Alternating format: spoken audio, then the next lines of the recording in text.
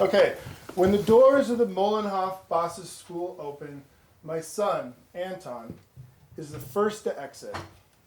He climbs on the back of my bike and stands on the foot pedals so that he can talk directly into my ear. We ride from east to west, past the zoo, the university, then head up along the Amstel. We usually speak English, but today, Anton slips into Dutch. He tells me that he did not finish his ham sandwich for lunch, that his friend got a perfect score on their spelling test, and that Jewish bread does not have yeast. He asks what our dog did today, if we can have pizza and hot dogs for dinner, and why everyone hates Trump, especially when he builds such beautiful gold buildings. Anton speaks without needing a response, has not yet developed the patience for dialogue, and his stream of consciousness is both miraculous and overwhelming. When we get home, I give Anton a homemade oatmeal cookie and pour a glass of milk. A cookie and milk is what they ate on the 50s television show Leave It to Beaver, and is the kind of parenting that my health-conscious, progressive mother would have objected to. There is a light clattering against the windows, urging us to settle in. We have just missed the rain. I ask him if anything else happened during the day, and he says no. But I can tell from his flat tone that he is holding something back. He is only 9, but he has learned that internalizing a psychic burden is a sign of maturity. And I can measure his development from boy to man by his widening discretion. He is still hungry, so I make him a toasted cheese sandwich. As he eats, he swings his legs loosely like wind chimes in a blizzard. I feel the urgency to take him somewhere vast, to help him with his excess energy. But he enjoys scaling walls, especially in an indoor climbing hall, where the pathways are marked by yellow and blue rocks. Today, the gym is closed. I could drive out to the countryside and let him run through the forest, swinging sticks and hurling rocks with abandon. But coming back, we would hit the rush hour traffic surrounding Amsterdam. His mother, Brechtje, does not understand Anton's energy. She once took him to a psychiatrist to get him diagnosed for ADHD. I only found out because the psychiatrist called me for permission to do an IQ test. When I demanded an explanation, Brechtje said with steely reasonableness, "You're only angry because you're in denial." I was exasperated. I nearly shouted, "He is a boy in a city. What do you expect?"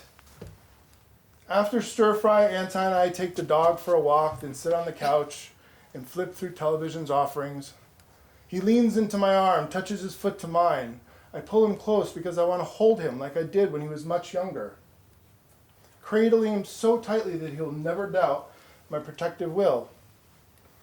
When I look over his arms and legs, which used to be so fragile, I see solid muscles, flesh-hardened tendrils evolved from millions of years of hunting and being hunted.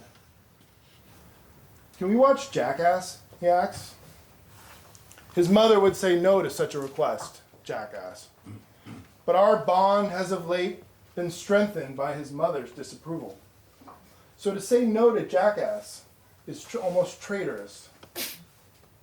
Our time as father and child is running short. Soon he will no longer be dependent upon me.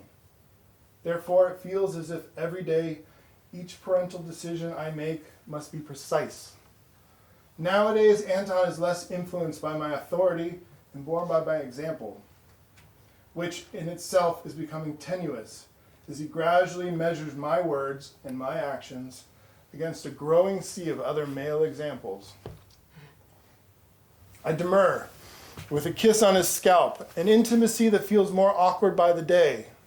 Still, I do it because in a decade, Anton will be gone, except for the irregular visit or phone call, and this feeling of affection that we have here on the couch will be diluted by 2 decades of sentimental flotsam. So we start the movie and laugh, in love, as bottle rockets are fired from penises. In the morning, after I have made a cup of coffee, I sit on Anton's bed. He has become intertwined with our dog, and moving one requires the other. I run my hand over his exposed arm and toward his moist neck. I turn on his desk lamp and slide my fingers behind his ears, petting the cartilage in the same way my father did with me. I return to the kitchen, crack an egg, toast the bread. Ever since we visited New York, eating much of the time in delis, Anton has come to love bacon and egg cheese sandwiches, something he has adopted with passion from our distant homeland. Mama thinks egg and cheese sandwiches are why Americans are fat and Dutch people aren't, he says, worrying the cultural difference. Americans are fat, I reply, because American food is delicious and Dutch food is not. He smiles as I serve him. However, he does not eat. Neither does he drink his juice. What's up, I ask. Maritz didn't invite me to his birthday party. He stretches the words out like a string of saliva until it breaks on the word party. My suspicions have been correct. This snub has been haunting us since yesterday. Anton tells me he does not know why he has not been invited. Moritz has said nothing to him. He just passed out the invitations to the other kids in the class. Why didn't you just ask him? I say. He removes the top slice of bread and tears off the crust, but does not answer me. As we ride on my bike to his school, I cannot help but imagine my son sitting in class as his best friend, Maritz, passed out invitations to everyone except for him. The image makes me so sick that every cyclist and scooter rider who infringes upon my space leaves me frothing. The streets are crowded with bicyclists. The sun is caught behind those renowned Dutch clouds. And as they pedal into the wind and drizzle, Anton puts his head against my back, just in the middle, restoring me to the role of protector. Sorry, I'm going to drink water. When we get to the classroom, the teacher rings the bell and I give Anton a kiss on the forehead. He wipes it away, scanning the room to see if anyone has witnessed the transgression. I follow the other parents through the corridor, and as I'm leaving, I see Maritz's father, Tone. While we are friendly, we have little to talk about. Tone is like so many people moving to Amsterdam, wealthy enough to afford the astronomical prices of a luxury home in Amsterdam, but not wealthy enough to afford the time or luxury of being interesting. I am fully expecting Tone to talk to me, to offer an explanation about his son's birthday party. But when his eyes catch mine, he gives me little more than an assured nod.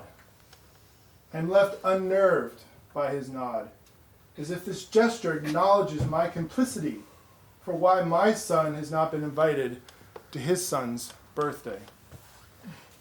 That night, once Anton is in bed, I send a text to his mother, Brechia. I ask her simply if she knows why Anton has not been invited to Maritz's party. The message, she sees the message, for it is immediately marked read. And with all things having to do with instant communication, a lack of response creates an immediate void of rejection. Seconds later, Brechia goes online and immediately off. She goes online again, remains there for many minutes, then vanishes. This ghostly fluctuation, online status of a blue dot becomes a symbol of her disregard. By 10:30, I can no longer watch TV. Conspiracies plot themselves in my mind. I wash the dishes, vacuum, clean out Anton's backpack. I decide to text Maritz's mom, Gerline. When we were married, Brechia and Gerline did not get along. After the divorce, Gerline sympathized with me, not only out of spite at Brechia, but because she is the kind of person who nourishes her self-righteousness through pity. I type, "Hey Gerline, Anton was kind of upset about not getting an invitation to Maritz's party. Is everything okay?" Gerline immediately goes online, reads the text, then disappears, just as Brechia did earlier. A few minutes later, Tone calls, his voice that of someone asking if a dog is safe around children. Gerline is in the shower, he says. There is a pause, and I do not understand if he's simply informing me, if he wants me to respond, or if he's working up to more. I also wonder if it was Gerline or Tone who first read my text, a strange dynamic that is particular to each couple. Maybe this is an American thing, Tone continues. Here we don't text people really late about something that can wait until the morning.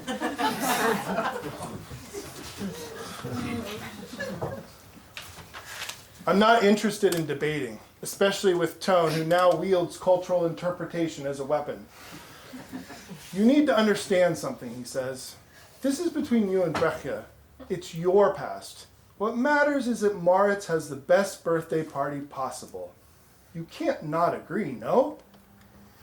The last 3 hours of my anxiety have not only been realized, but justified.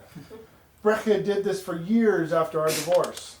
She told anyone and everyone that I behaved typically American, that I became aggressive easily, that I bullied her into a divorce. Now I am sure she has come up with something new, something particularly distressing, stoking fear with no clear purpose except revenge. But I am left feeling defeated not by design, but by her endurance. Of course, there are many forms of aggression, our divorce mediator once said. I've seen it all. A common one is that the wife makes a nasty comment at the sake of the husband falls for it, becomes angry, she pokes until he explodes, and then she assumes the victim role. No one is right. Both are being aggressive, but in very different ways and with very different outcomes. The next morning, I make Anton a bacon, egg, and cheese sandwich, justifying the cholesterol by serving it on whole wheat bread. As he eats, I sit across from him, sipping coffee. When you and Mom got into fights, Anton says eventually, pausing on fights, did you ever do anything really bad? His voice is crooked, and the question is exactly the kind of indirectly direct question Brechtje often posed. Captivating, specious, like an obsidian arrowhead, designed to split flesh as well as bone. We had some really bad fights, I say. He bites his lips and pries apart the sandwich, inspecting the ham. This obviously is not the answer he wants, but I am not sure how to proceed. If I ask him what he means, he'll see that I am working around him, moving my chess pieces into opposition. But if I feign ignorance, and he knows something, some bit of information that Brechtje has given him behind my back, then if I do not answer correctly, I will look dishonest. I choose for a middle route, unfairly forcing his hand out of a place of authority. You have to tell me what you're thinking, I say. Americans are aggressive, right? He asks. It's in their culture. I am baffled, but not entirely surprised. He hears anti-Americanisms not only at school and in the student newspaper, but at Brechtje's house. When Trump was elected, it was Brechtje's sister who said, "Well, America got the president they deserve." Anton's eyes are watering. His cheeks are splotched crimson. You wouldn't hurt her, would you? He asks. A fear creeps over me. Hurt her, I ask, and the pitch of my tone hints at something false. When I know Brechtje is home from work, I call. She answers, and I do not say hello or anything except, "So Anton isn't invited to Maurits's party." "Is this why you're calling me?" she asks. "Anton is pretty upset about it," I say. "Well, of course he is," she says. "Of course? Well, everything about how you changed our situation is upsetting," she says. "What's going on with Maurits's party?" I ask. Tone says this has to do with us. "Well, I'm sure it does." "What do you mean, I'm sure it does?" I ask. Well, you can't just go around threatening to kill people, she says, then slips into Dutch, a tactic she uses repeatedly in our fights. A reminder that after nearly a decade in the Netherlands, I'm not fluent enough to fight her in our native tongue. Je weet het wel, you stormed from my door and screamed, I'm going to kill you! I'm going to kill you is a figure of speech, I say. Not here, it's not, she says. I obviously didn't mean it, I say, and I didn't scream. I never scream at you. Is this about your sister's wedding? It's about being aggressive, she says. Let me remind you what happened, I say, hyper-conscious of my tone. You wanted to take Anton. It was my weekend. I would have said yes, Anton can go to your sister's wedding, but you didn't even ask me. You just said, Anton's going. You can ask for permission first. I think asking for permission is fair. Do you think leaving our family is fair? She asks. I let you take Anton to the wedding, I say, didn't I? After threatening to kill me, she says. Once again, I say, I shouldn't have said it. It slipped out. I'm sorry. You know it wasn't a real threat. Is this what you told Gerlene and Tone and all the other parents? That I threatened to kill you? There is a pause. She has always been very good at her pauses. It was what first attracted me to her. Pauses regal and refined, demanding attention, arresting like a spike strip. Tone and Gerlene said I can take Anton to the party, she says. I momentarily lose my breath over this masterful move. You, I say. Yes, me, she says. But not me.